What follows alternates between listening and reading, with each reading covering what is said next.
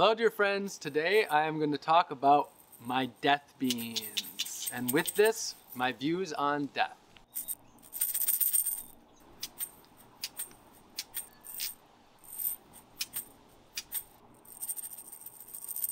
These are the death beans, and eating just one of them could kill me. So why am I carrying this jar of death beans with me for the last 2 years?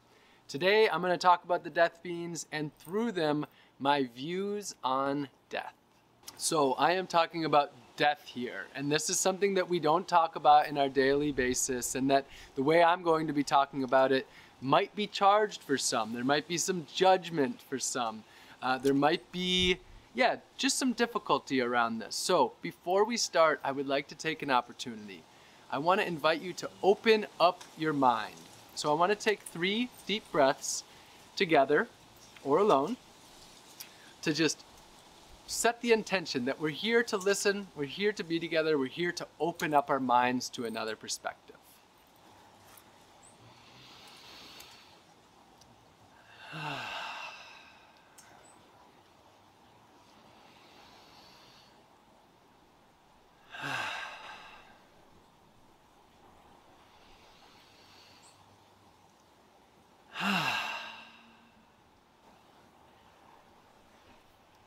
All right, so right off the bat, who am I to be talking about death?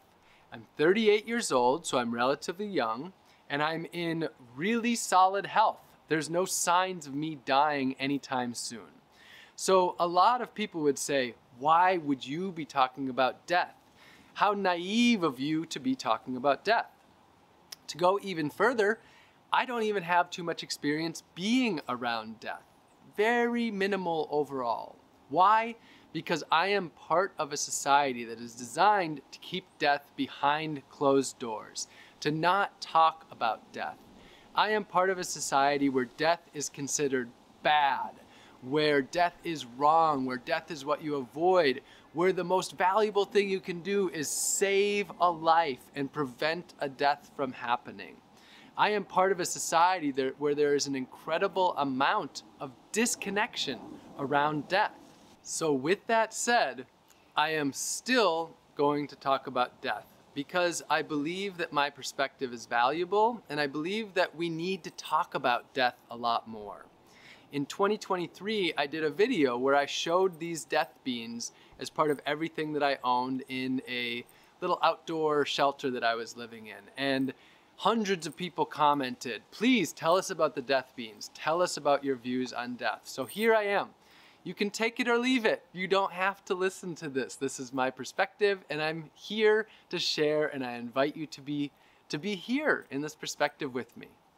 The reason that I've seen a lot of people over the last decade of me talking about death be interested is because my viewpoint on death is quite different from the US American society and from the Western society, what I often call the dominator society.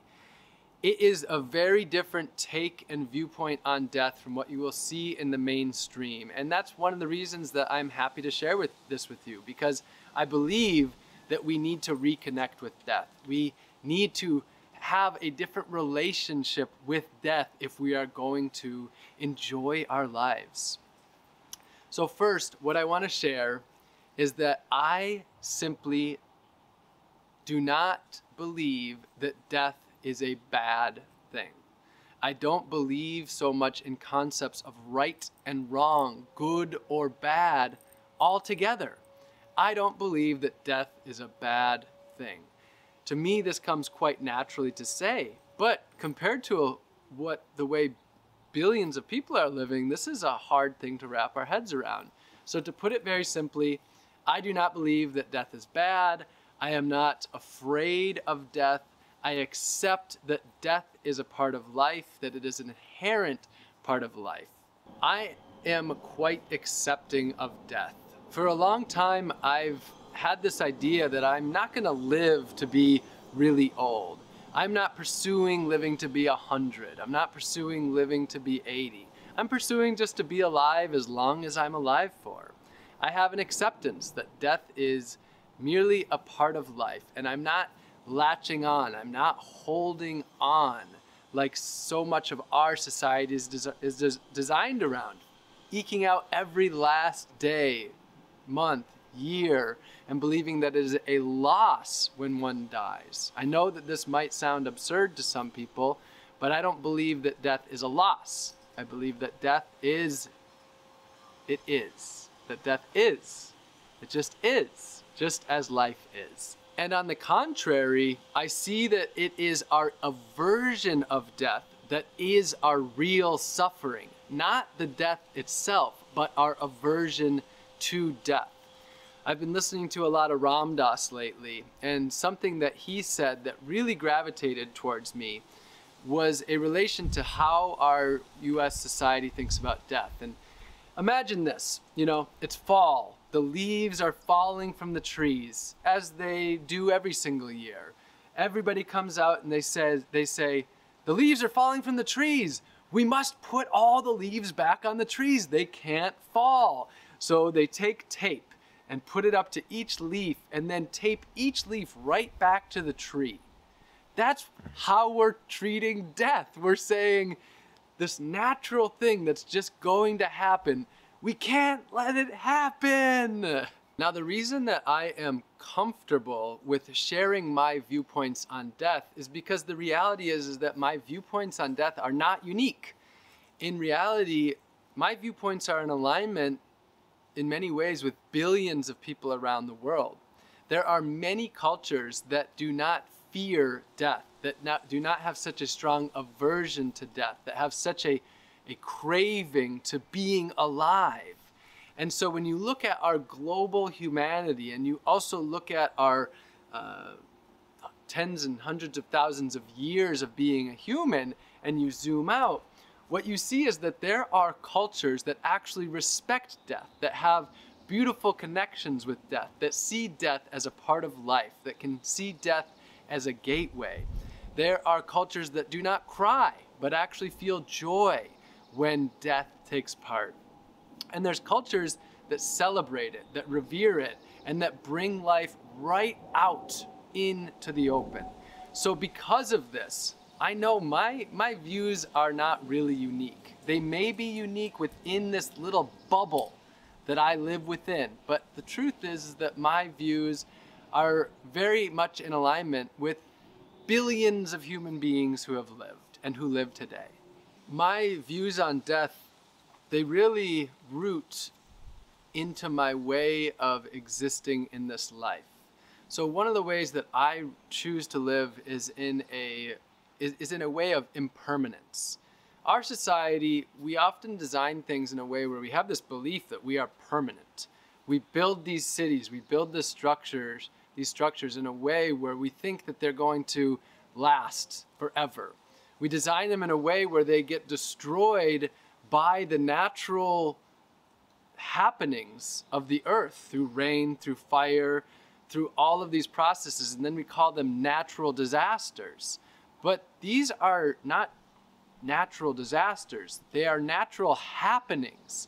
Of course, there is a disaster aspect to them because of the way in which we have our relationships. However, these are natural happenings. These are natural flows of life.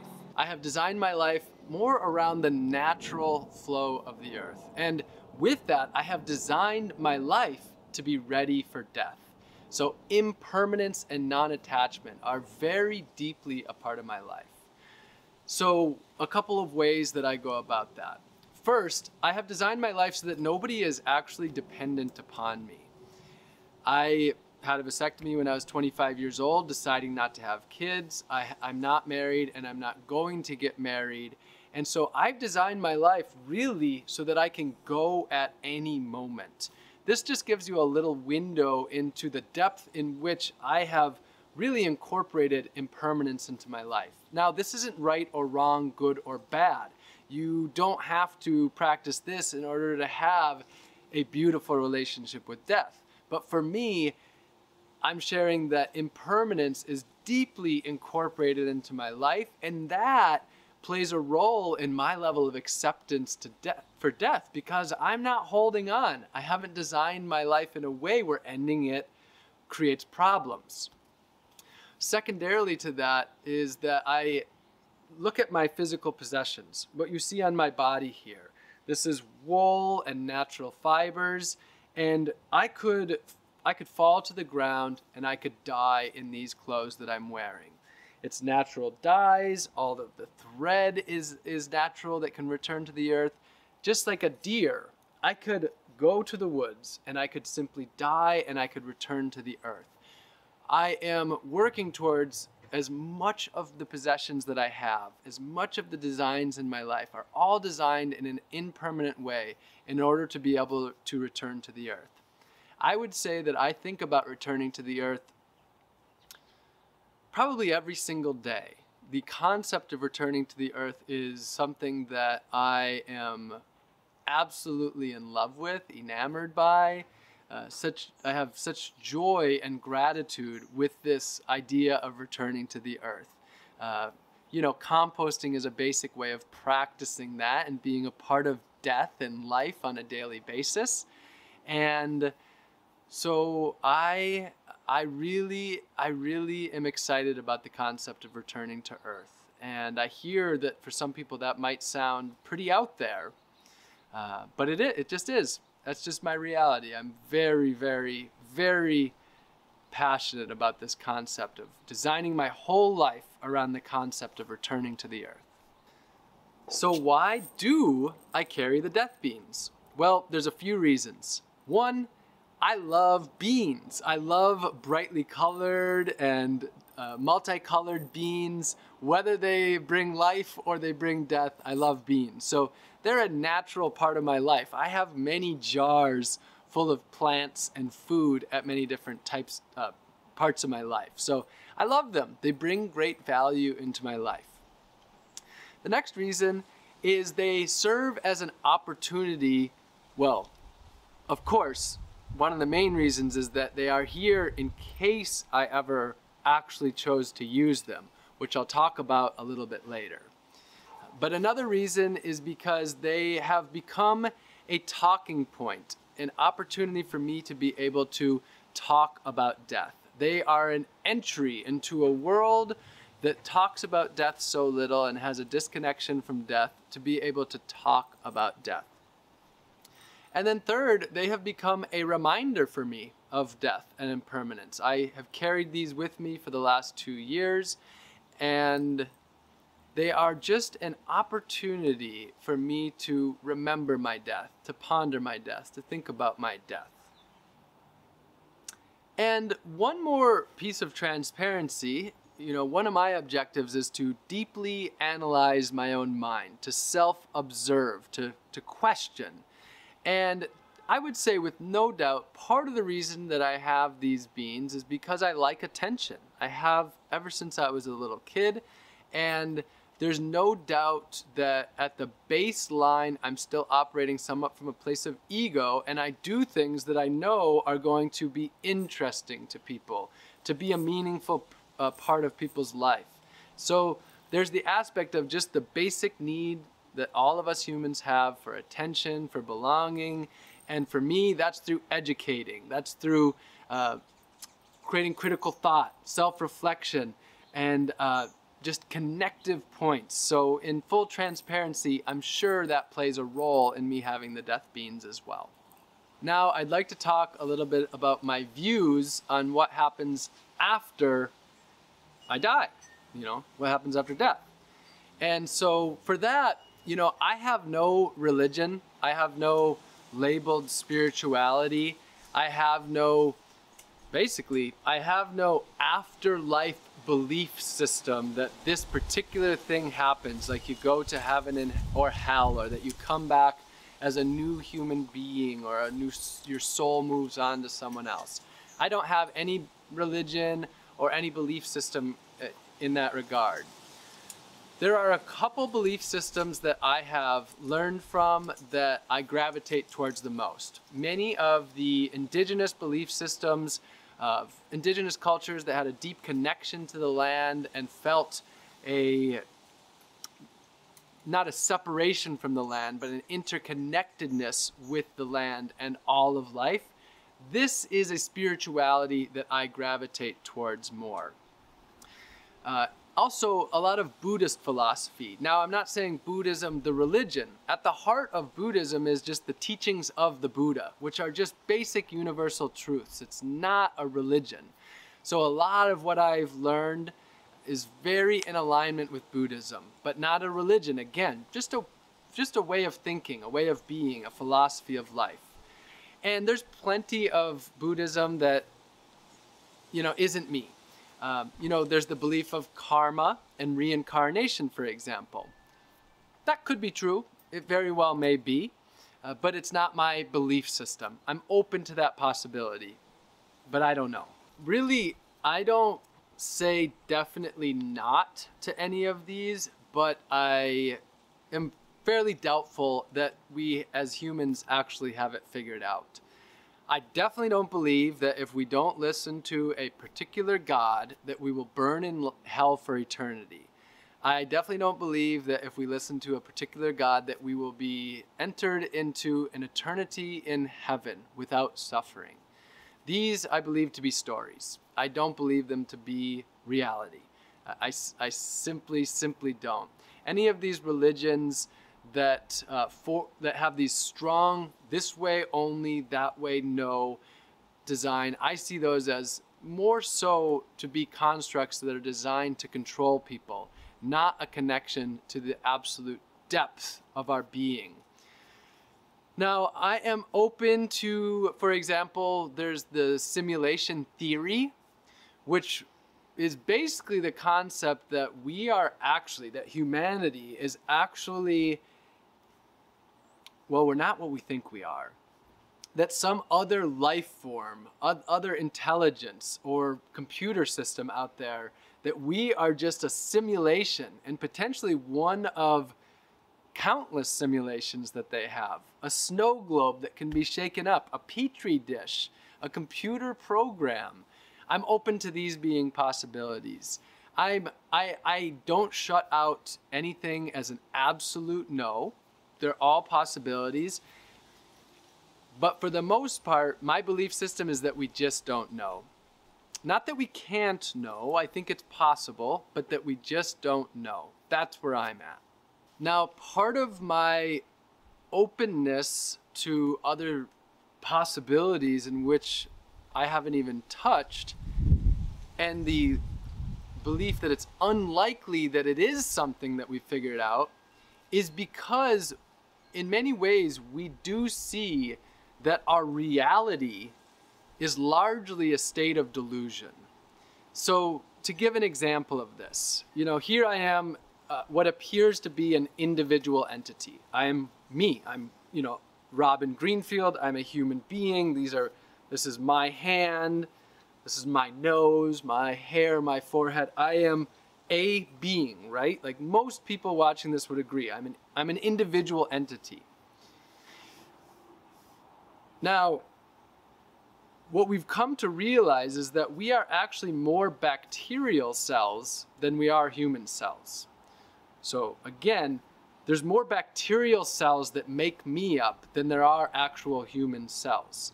Bacteria is on every nook and cranny of my entire body, inside, outside, and it actually makes my existence possible. I am a coexisting culture of human, bacteria, and all sorts of other creatures. For example, there's different species of mites, I've learned, that live on this eyebrow than there are on my chin. We are an incredibly interconnected life form, and without this bacteria, we actually cease to exist. So when you think about that, you realize that this perspective that we're living each day, that we think we're an individual form, well, that's actually largely a delusion. My overall philosophy is definitely one of an interconnectedness with everything, that we aren't so separate after all, that separateness is a concept. Separateness is what has created this incredible disconnection and is what ultimately leads to such a level of destruction and exploitation. So I, at my core, have this overall belief system of an interconnectedness. And so because of that, I actually have less attachment to my own individual life, because my own individual life isn't an individual life. This helps a lot to release the attachment to death, the fear of death. And because I just overall, I don't know. Overall, that's the reality of the situation. I don't know what life is. I don't know what I am. I don't know what you are. I don't know what humanity is. I simply don't know. And because I don't know that, of course I don't know what's going to happen to me after I die. I just don't know. And I don't need to know. For a long time, I haven't needed to know. Would I like to know? Sure. Would I love to actually understand what this all is? Absolutely. But I don't need to know in order to live a purpose. I don't need a religion to guide me to being of service. I don't need a religion to tell me what's good or bad. I can just follow the flow of life. I can just learn from what's around me and learn how to live a deeply meaningful and connective life on this earth. And that works for me. I don't live in fear of death. I accept it, and I'm just open. Now, of course, I forget that one of the reasons that people fear death so much is because they adhere to a religion that puts this belief of, you can be a good or bad person, and that you can actually go to hell or go to heaven. And so, of course, if I don't believe any of that, I'm just not going to have the same fears that other people have. And I forget, but I know billions of people, that's where they are. But I don't believe in any way, shape, or form that it is inherently bad to just be a human. I don't believe in any original sins that cast us into needing to repent. I believe that I am a whole and complete human being just the way that I am. So what I think when I die is that I will become a part of Earth. That's what I think. Now, that is a way of carrying on as life.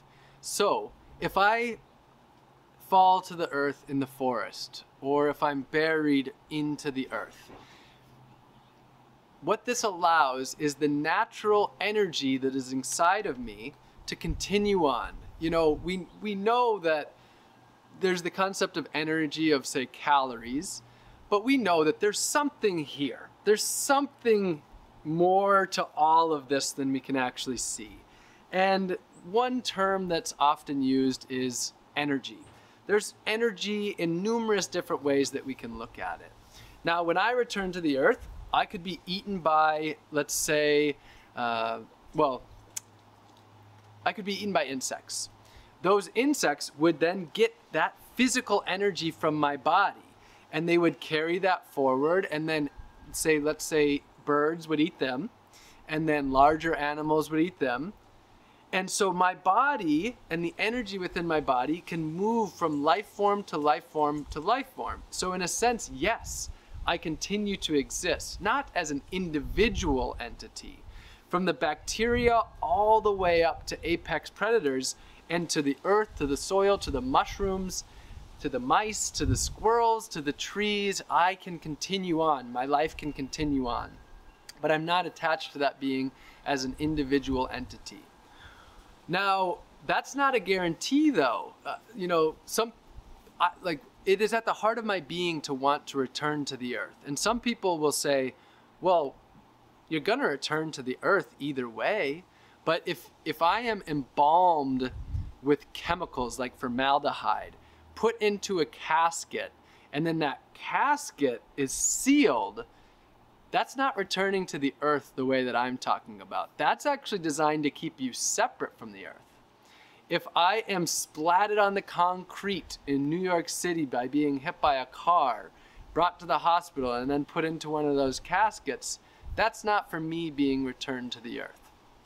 For me, being returned to the earth means that my entire body, all of me, the essence of me, can just, the fluids can seep into the earth, the nutrients can move through the cycle of life. And even within that, it's nuanced. So for example, I could fall into a cold creek, a cold, beautiful, clear, clean creek in my death. I'd be, in a sense, returning to earth, but that's not what I want, because if that's what would happen, for weeks, I would be decomposing into this creek and making that water less pure and undrinkable and actually potentially harmful to humans down the creek. So that's not how I want to return to the earth. I want to return to the earth in a way that nourishes the earth and nourishes life. This is at the core of my life design and who I am and who I want to be. So returning to the death beans, why do I actually have them? Well, another reason is for the actual physical purpose if I chose to eat one for the purpose of dying. That's, the physical purpose of having them in the first place. So now I want to talk about that a little bit. And a lot of people would say, well, isn't that suicide? And isn't suicide bad, horrible under all circumstances? I want to break that down and talk about that a little bit. First, though, I want to share I will not be eating one of these. You don't have to be worrying about me. 2 reasons.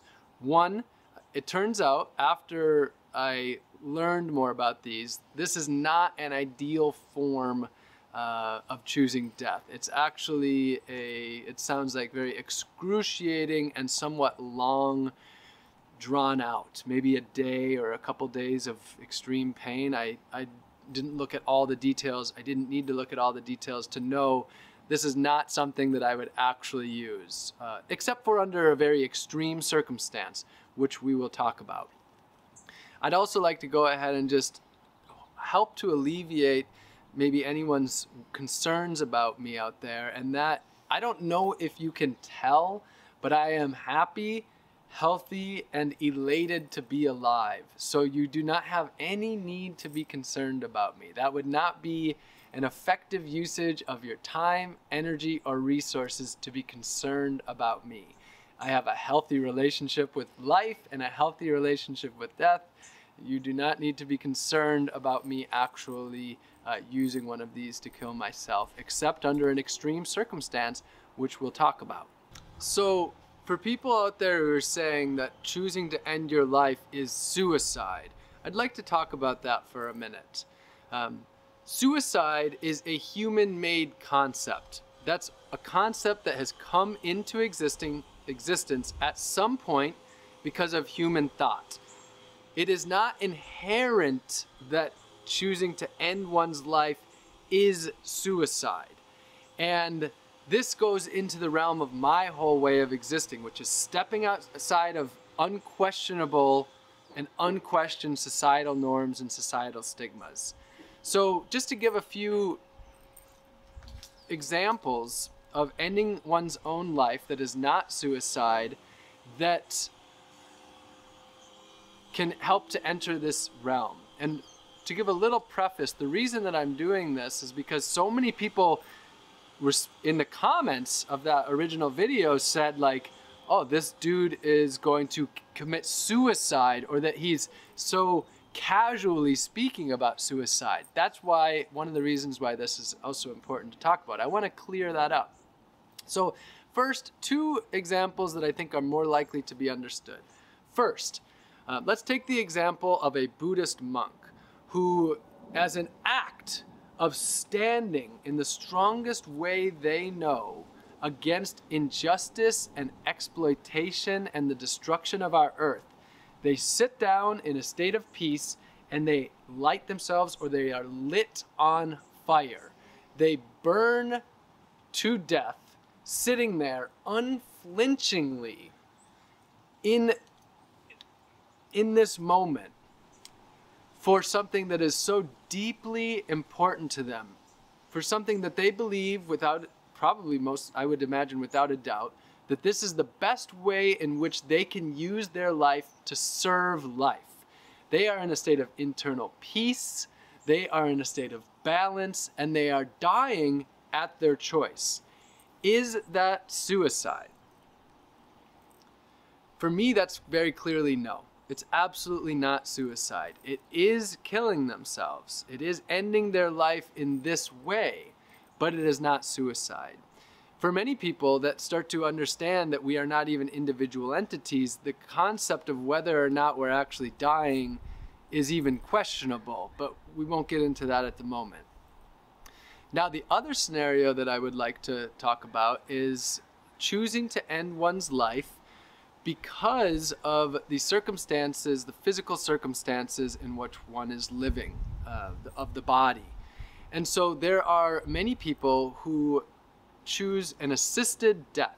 Now, another example that I think a lot of people would understand would be people that are in their elder years that choose to end their life on their own accord. And this could be for numerous reasons. It could be because they have a physical condition in which they would be dying soon and would result in an excruciating end-of-life experience, and they could choose to end their life now in a place of balance, in a place of contentedness, in a place of more peace, rather than these excruciating last years.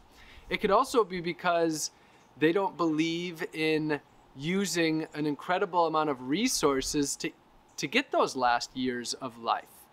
Maybe it would cost hundreds of thousands of dollars and use lots of resources like chemotherapy in order to keep them alive for just a couple more years. And they say, you know what, I'm content with my life. I've lived a life that I feel beautiful connection with, and I can end it here, and I can be okay with that. You know, this very clearly is not suicide, right? I think almost anybody out there would see that this is not suicide, I think. Now, it doesn't have to be people who are in their elder years. Someone could get a diagnosis at the age of 20 or 30 or 40 and say to themselves, I am not going to, use these systems of destruction that I don't support. You know, systems like a lot of the Western healthcare systems, well, a lot of the elements within the Western healthcare system are a part of systems of an incredible destruction of the earth and exploitation that ultimately take away the lives of others. And there's some people who have a value system that say, I'm not going to exploit others for me to be able to continue this life, whether it's 1 year more or 50 years more. And so that's a time when some people would potentially choose to end their life. It could also be more of an access to resources. Let's say that continuing to live would bankrupt the entire savings and decrease the quality of life for their entire family.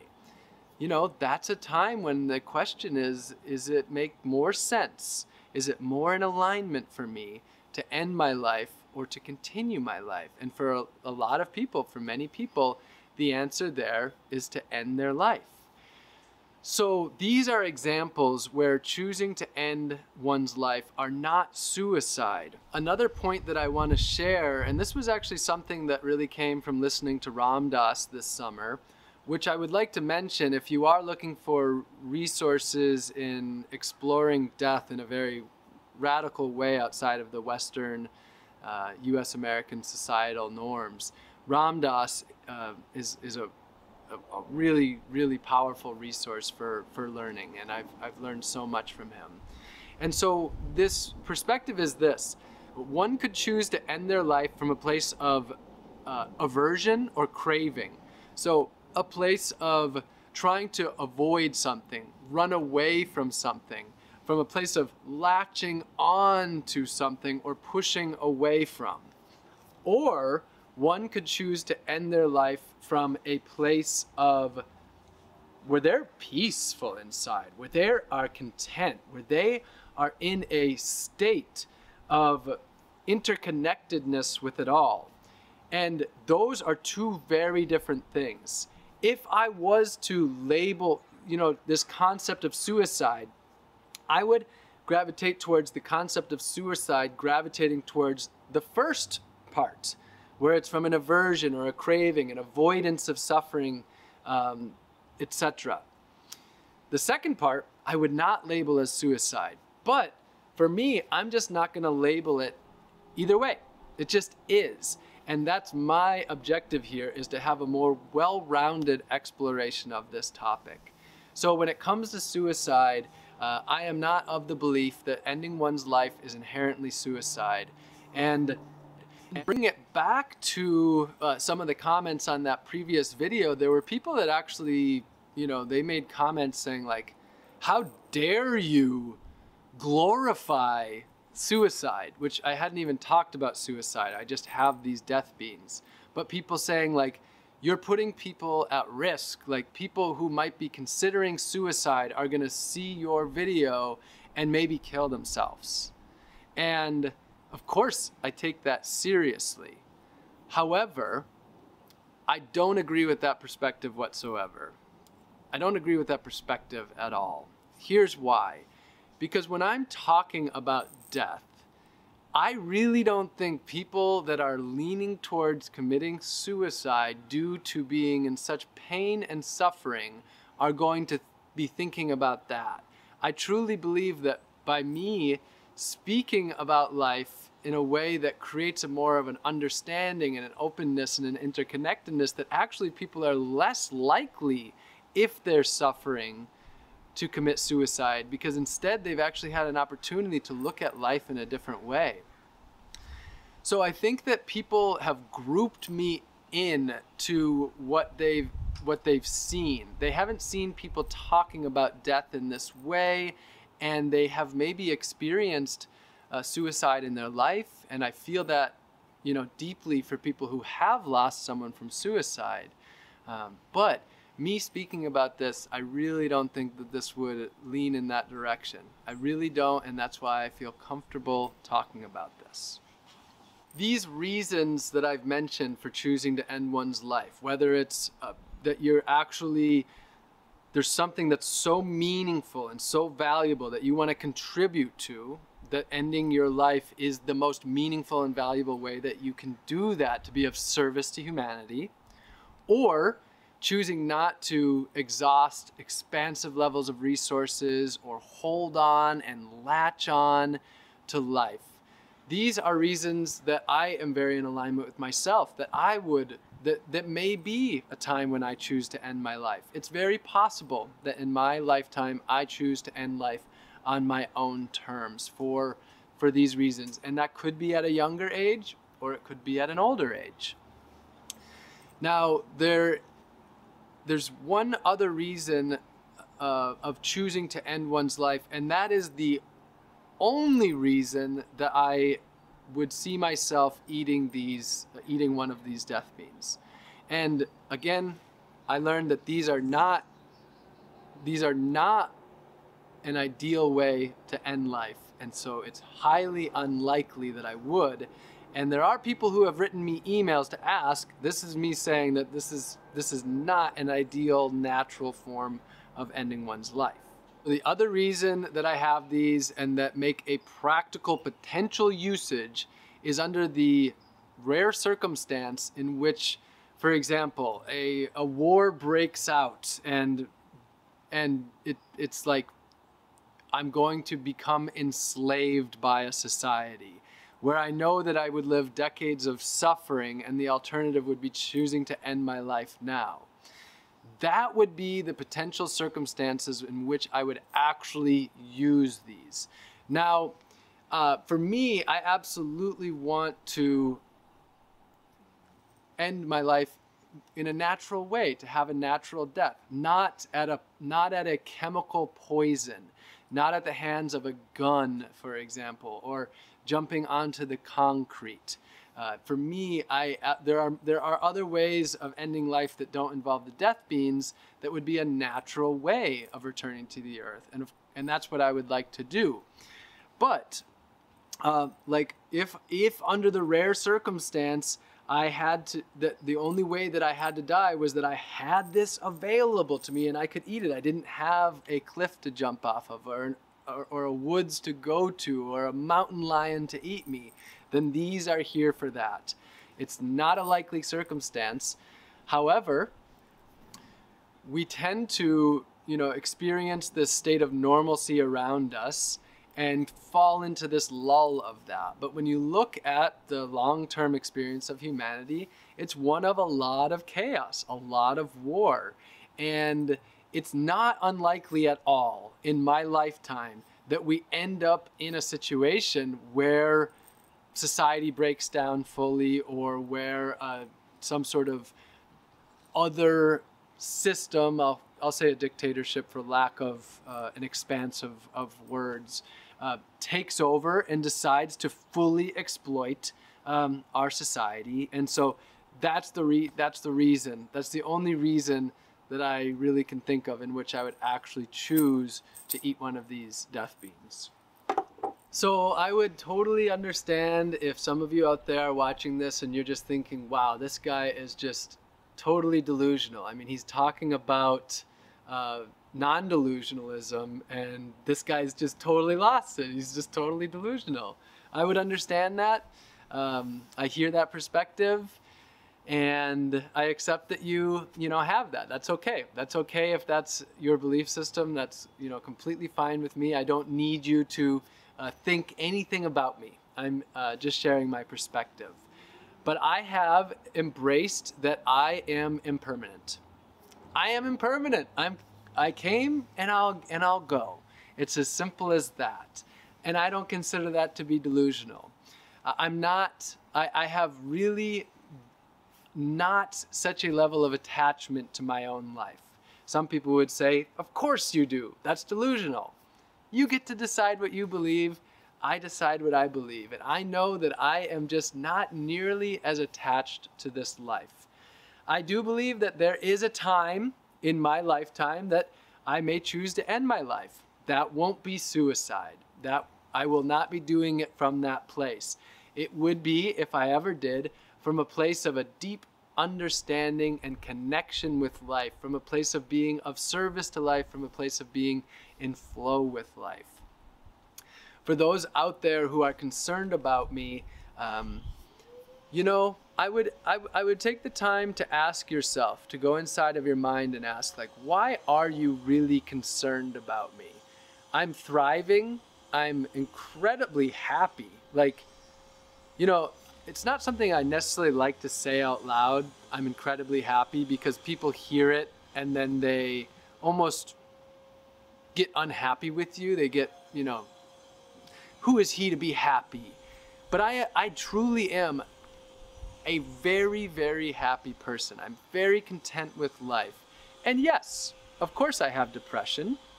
Yeah, we all have depression. Although I actually take that, wouldn't even go as far as to say I experience much depression, just sadness sometimes. We all have sadness. I experience happiness, I experience sadness, I experience a wide range of emotions, and I accept this as a part of life. I love it as a part of life. I can love my pain. I can love my sadness. I can love that I am alive. I can love that I will be dead one day.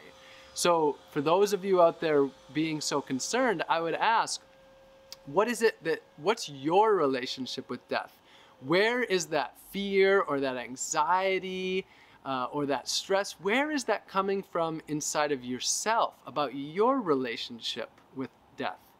For those that are concerned, about this concept of, those that are labeling this conversation to be one of suicide, I ask you, maybe if you want to dive deeper into that, question your thoughts in that area.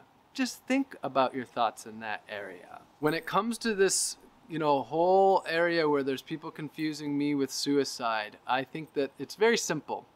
It's that our conversations around assisted death and choosing to end life under different circumstances, there is such a level of taboo. There's such a level of hush-hush of not talking about it, that I may be the only person that they've heard talking about this from a personal stance that is in a place of happiness, contentness, and joy, whereas they have experienced people who are talking about this because they are so depressed and so disconnected that they would commit suicide.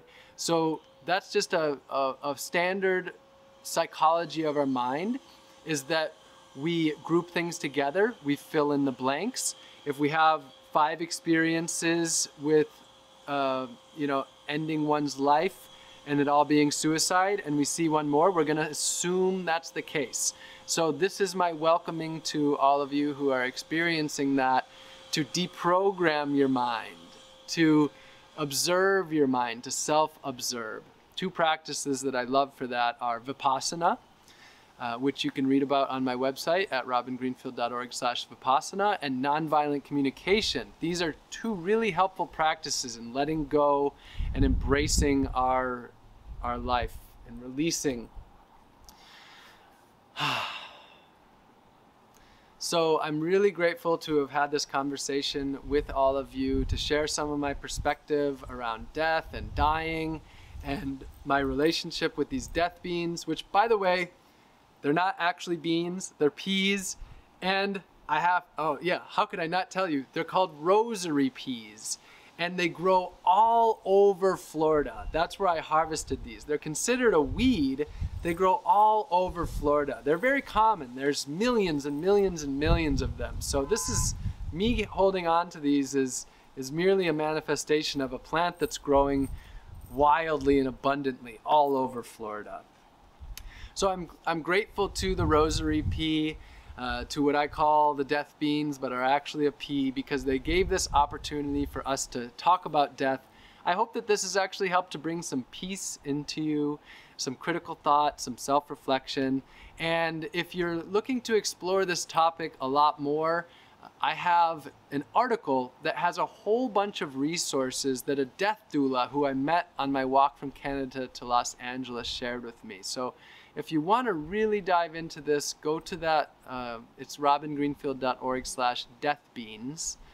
And in there, you're going to find a list of resources where you can explore this further. So, and lastly, it turned out that this makes a really joyful musical instrument.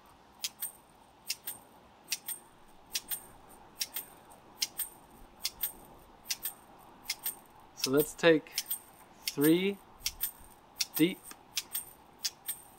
breaths together.